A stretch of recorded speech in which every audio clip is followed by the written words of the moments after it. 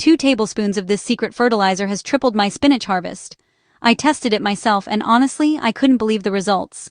What you'll do is take about 1 gallon of chlorine-free water, add in 2 tablespoons of baking soda, and then 2 tablespoons of dry yeast.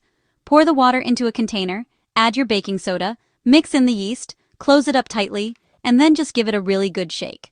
You want to let that mixture rest for about 2 hours before you use it. Each ingredient here really has its own special role. Baking soda acts as a natural antifungal agent, helping to control diseases like powdery mildew that can pop up during damp winter weather.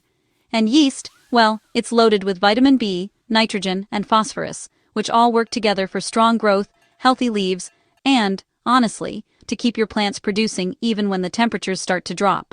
Apply it directly to soil at the base of your plants, early morning or evening when sunlight is gentle. Cooler temperatures help plants absorb nutrients overnight without stress. Within a few days, you'll see stronger stems, greener leaves, and overall better plant health that can withstand winter conditions. Before you go try this in your own garden, smash that like button if this formula excited you, and subscribe for more organic gardening secrets that work especially well in cold weather.